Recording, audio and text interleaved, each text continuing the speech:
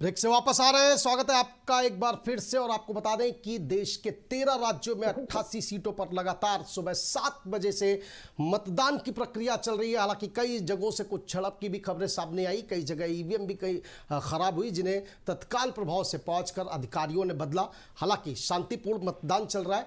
और उत्तर प्रदेश की अगर बात करें तो यहाँ पर भी 8 सीटों पर लगातार मतदान की प्रक्रिया चल रही है। बेहद अहम सीटें हैं ये 8, जिनमें से कई चर्चित चेहरे हैं। हालांकि गाजियाबाद और मथुरा में कुछ जगह पर झड़प देखने को मिली, कई जगह ईवीएम खराबी की भी शिकायतें आई। और यही वजह रही कि मतदान का प्रतिशत जो है वो कहीं ना कहीं थोड़ा सा वहां पर कमजोर रखा है बाकी जिलों की अपेक्षा या बाकी राज्यों की अपेक्षा।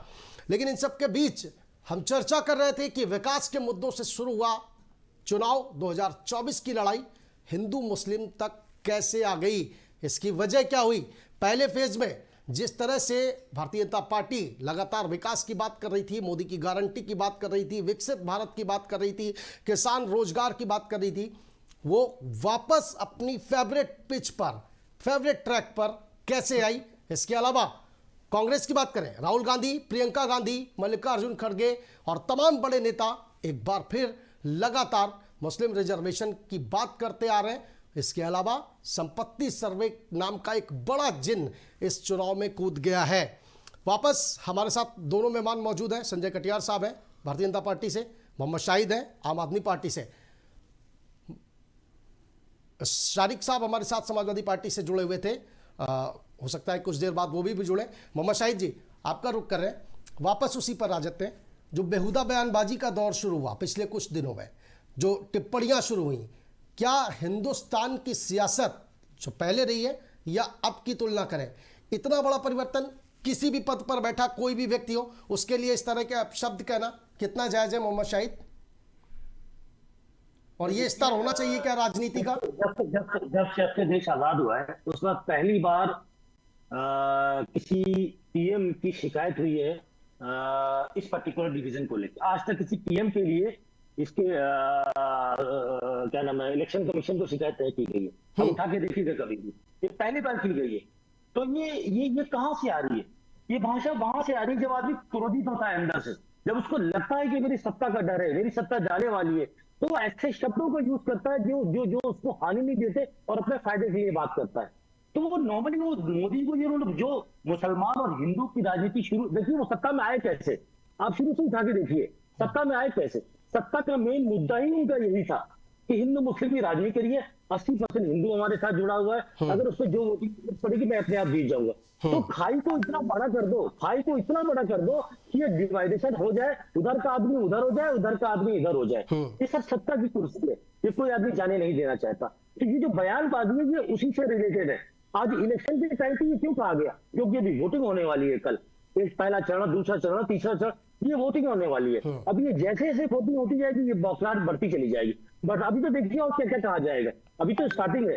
अब ये बौखलाहट इसलिए बढ़ जाएगी क्योंकि उनको सर्वे से दिखाई दे रहा है कि मेरे यहाँ से क्या जा रहा है और क्या आ रहा है। मोहम्मद शाहिद ये तो तय है, मोहम्मद शाहिद ये तो तय है कि अब ये परवान चढ़ती चली जाएगी, अब ये नीचे उतरने का नाम नहीं लेगी।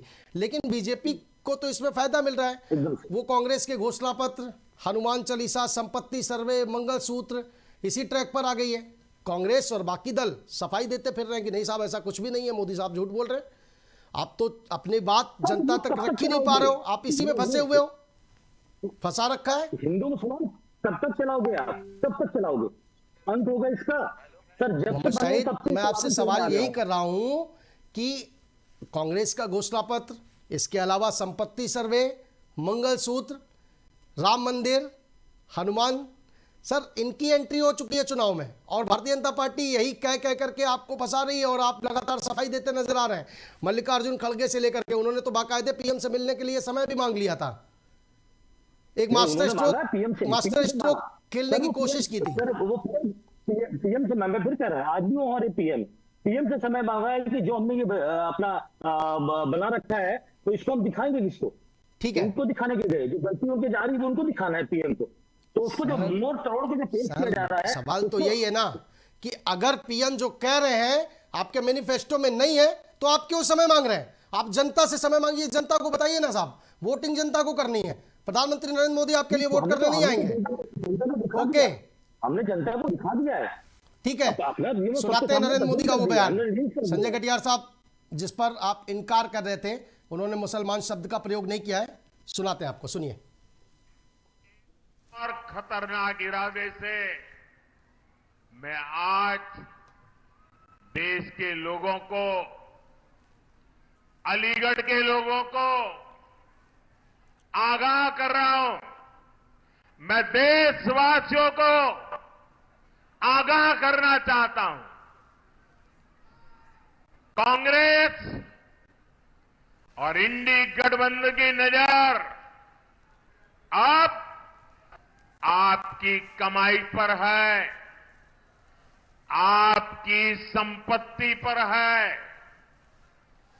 कांग्रेस के शहजादे का कहना है कि उनकी सरकार आई तो कौन कितना कमाता है, किसके पास कितनी प्रॉपर्टी है, किसके पास कितना धन है, किसके पास कितने मकान है, उसकी जांच कराएंगे।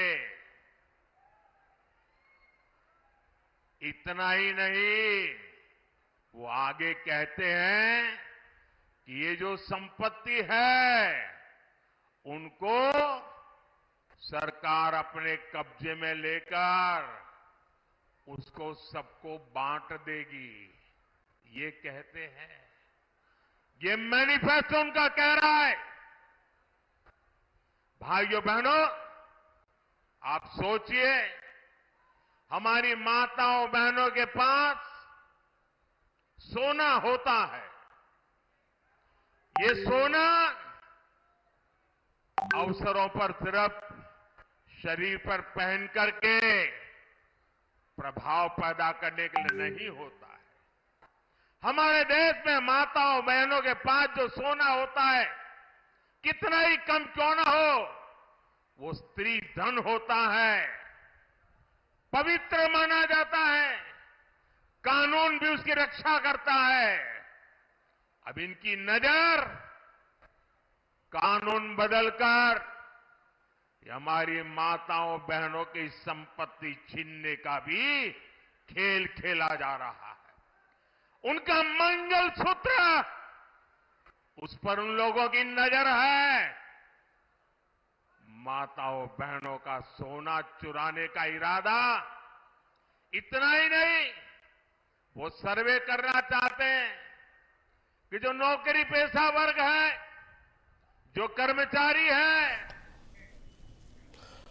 अब प्रधानमंत्री नरेंद्र मोदी का यह बयान किस परिप्रेक्ष्य में है संजय कटियार साहब?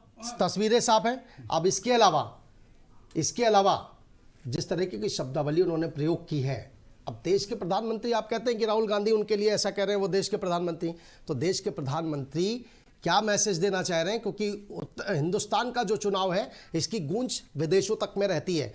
तो अगर इस देश का लगभग 25 करोड़ मुसलमान, अगर उसके लिए इन शब्दावली की प्रयोग होगा प्रधानमंत्री के द्वारा, तो सवाल उठेंगे ना संजय साहब? उमेश जी, इसमें कहाँ आप हमारी आगे बात इस पे हो रही थी, उन्होंने मुसलमान शब्द इस्तेमाल किया। मुसलमान शब्द कहीं उन्होंने कहा बांट देंगे, स्कैन करेंगे, सर्वे करेंगे, ज्यादा बच्चे बांट देंगे, ज्यादा बच्चे वालों को देंगे। बस मनमोहन सिंह के कहे अनुसार संसाधन पर पहला हक मुसलमानों का है, मुसलमानों को दे देंगे। वो तो रिकॉर्ड में मनमोहन सिंह ने बोला था, 2006 में बोला था, अपने बयान में बोला था कि ये जितने संसाधन पर पहला हक देश के अल्पसंख्यकों का है, ये उन्होंने बोला था। तो देश के मनमोहन सिंह जी ने देश के अल्पसंख्यक और अल्पसंख्यक वाले हमारे यहाँ कामोवेश व्यवहारिकता सिर्फ अल्पसंख्यक माने ही यहाँ पे मुस्लिम को समझा जाता है। में तो कई लोग यहाँ जैन भी आ जाते हैं, सिख को नहीं गिनते, पारसी भी आ आप जाते हैं, सिख को नहीं सिख भी गिनते, आ आप जाते जैन हैं, को नहीं गिनते, बौद्ध भी आ जाते हैं। तो मजबूरी है, आप नहीं गिनते ना।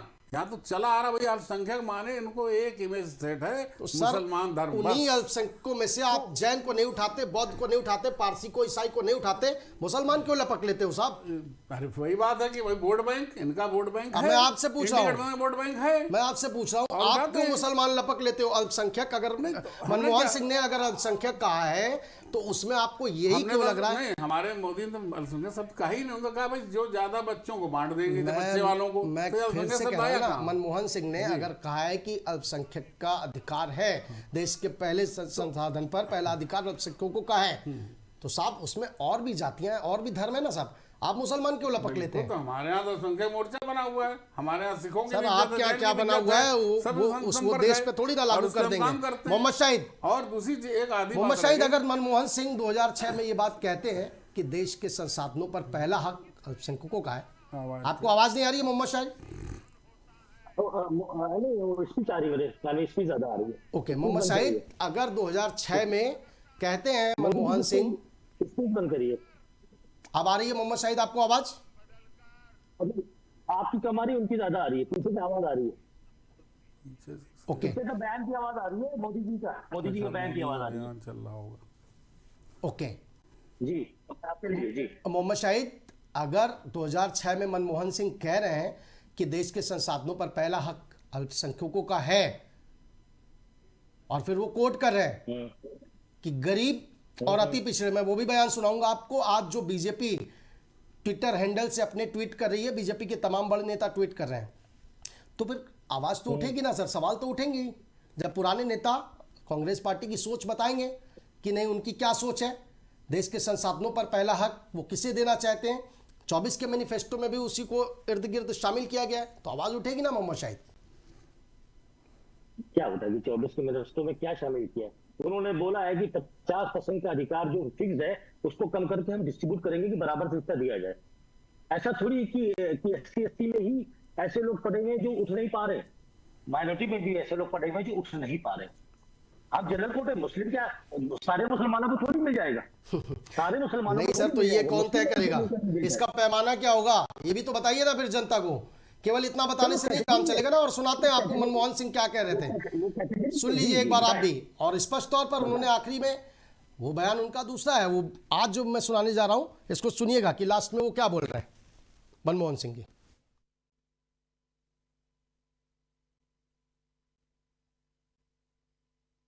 Minorities, particularly the Muslim minority, are empowered to share equitably in the fruits of development. They must have the first claim on our resources. We need to be revitalized.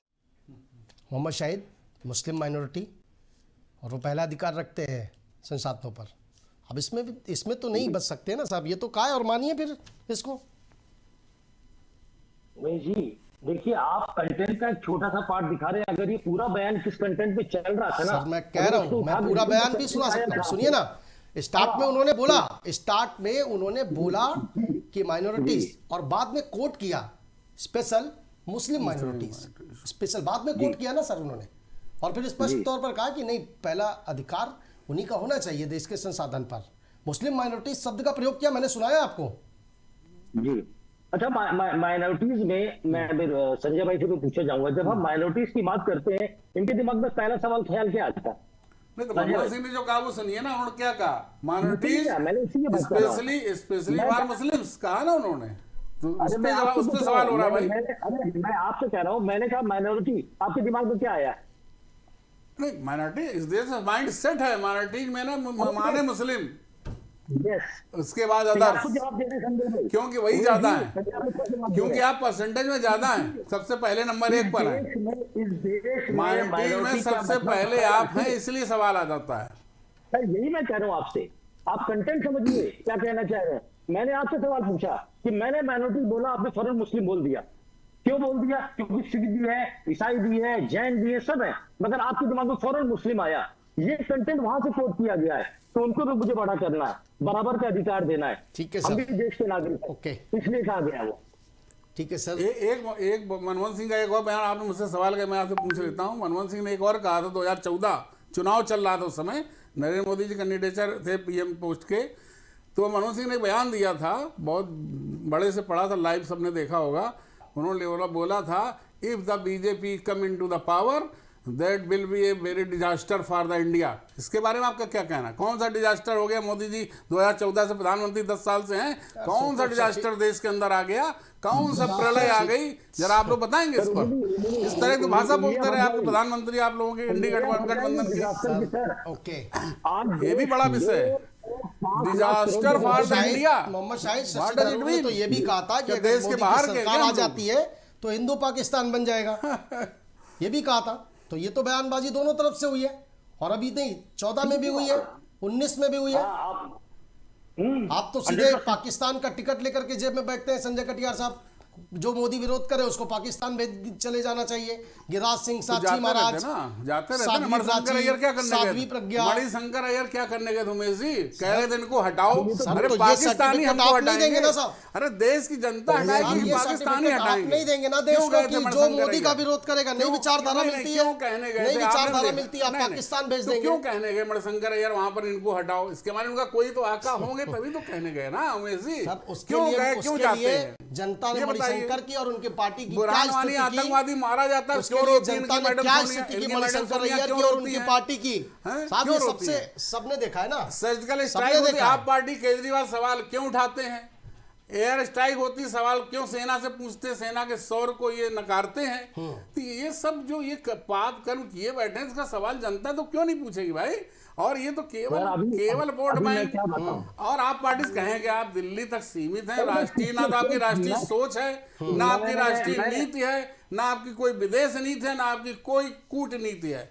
आज कूटनीति की बदौलत आज पाकिस्तान घुटनों पर है। जो वहां के हाहाकार मचा हुआ ये मोदी जी की कूटनीति और विदेश नीति का परिणाम है कि आज पाकिस्तान से बिना युद्ध लड़े 10 युद्धों के बराबर इसको सबक सिखा दिया है। ये नरेंद्र मोदी का सोच और विदेश नीति हमारी सरकार की, उसके अंजाम है कि आज पाकिस्तान रिट्रीट गया।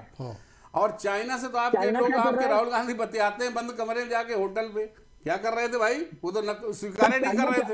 आपको ओके, चाइना से पता क्या कर रहा है? आप चाइना से नहीं दिखा सकते, आप खुद देख रहे हैं। सर, सब देश बराबर हैं, सारे देश है। वो अगेंस्ट में बात कर रहा है तो हम चाइना को भी आके दिखाने की ताकत रखना चाहिए। चाइना से गद्दारी दिखाते चाहिए। हैं, हमने दिखाया है, हमने दिखाया है। हमारे 20 जवान शहीद हुए थे, हमने उनके 50 मारे। कैसी बात करते हैं आप? गलवान घाटी आप भूल गए? आप नकारते हैं सेना के शौर्य को, आप नकारते हैं, आप सेना के शहीदों पे हंसते हैं, आप झूठ बोलते हैं। यही इंडी गठबंधन का रोल है। बहुत शुक्रिया। एक सवाल और लास्ट, केवल परमाणु बम, आपके गठबंधन के नेता ने बोला परमाणु बम दरिया में फेंकवा देंगे, आप सहमत हैं? देश को कमजोर करेंगे, आप सहमत हैं? भारत ना कमजोर हो जाएगा, सारे आतंकी यहाँ पर आ जाएं। इसका जवाब दीजिए आप प्लीज। साई जी 10 सेकंड में परमाणु बम फेंकवा देंगे। ओके, साई जी 10 सेकंड में। मैं पूरा भूल जवाब दूंगा। 3 सवाल पूछे, तीनों का जी जी जवाब प्लीज दूंगा। जल्दी से। आज लोगों ने पहला कंटेंट बोला है कि परमाणु बम गंगा में फेंकवा देंगे। उसका पूरा कंटेंट पढ़िए कि देश की शांति के लिए बोला गया था, अब पूरी दुनिया के लिए बोला गया था। आप फिर सुनिएगा जाके। दूसरा, आज जो आरबी की बात कर रहे हैं तो आरबी की मैं इज्जत करता हूँ, पूरी दुनिया इज्जत करती है। हम सवाल आपसे पूछ रहे हैं, आरबी से कभी नहीं पूछा मैंने। आप रक्षा मंत्री बैठे हैं, मैं आपसे नहीं सर, ओके ओके, नहीं सर, वेट नहीं संजय सर प्लीज प्लीज, अब समय नहीं है। के सहयोगी ने कहा ओके और आप सब सहमत हैं, कोई खंडन नहीं आया ना कांग्रेस का ना आप आपका। समय नहीं है ना प्लीज। लेकिन मोहम्मद सवाल शाहिद, लेकिन छिपा ये भी किसी से नहीं है और सच ये भी है, इमरजेंसी में सरकारी ऑफिस खोल दिए गए थे। देश की माताओं बहनों से कहा गया था, जब माफ कीजिएगा इमरजेंसी में नहीं, जंग में जब भारत और चीन से युद्ध हो रहा था, तब दिए थे इस देश की औरतों ने, गहने दिए थे, मंगलसूत्र दिए थे, ठीक है ना, तो दिए थे सब। हमारा देश हम देंगे, वही नरेंद्र मोदी तो कहते हैं, ठीक है ना, वही नरेंद्र मोदी कहते हैं। और फिर मुसीबत ये है, बहुत शुक्रिया आप दोनों मेहमानों का चर्चा में शामिल होने के लिए। संजय कटियार साहब आपका भी बहुत शुक्रिया और मोहम्मद शाहिद जी आपका भी बहुत शुक्रिया। लेकिन लगभग 1.5 से 2 घंटे की इस चर्चा में विकास के मुद्दे कितनी बार आए ये दर्शकों ने भी देखा।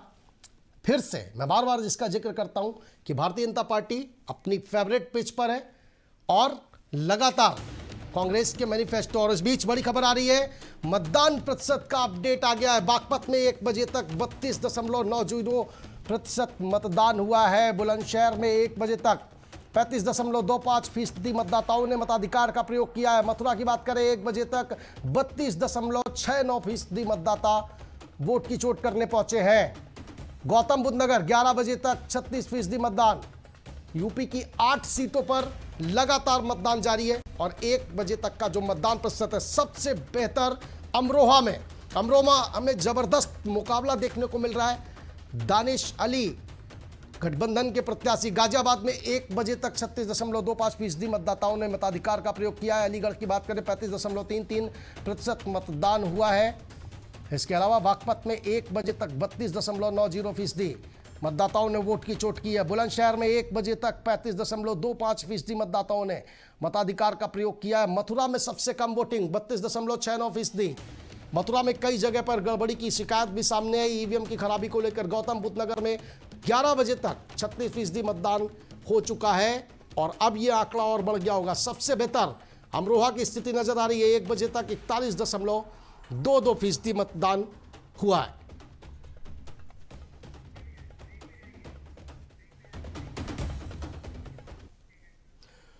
तो दूसरे चरण का रण लगातार जारी है। देश भर की 88 सीटों पर 13 राज्यों के 88 सीटों पर लगातार मतदान की प्रक्रिया चल रही है। कई जगह ईवीएम खराबी की खबरें जरूर सामने आई, लेकिन उसे समय रहते दुरुस्त किया गया है और मतदान की प्रक्रिया लगातार जारी है। एबीसी न्यूज अपने दर्शकों को पल पल की अपडेट बता रहा है। मतदान से जुड़ी हर खबर के लिए एबीसी न्यूज पर बने रहिए। छोटा सा ब्रेक, जल्द होंगे हाजिर।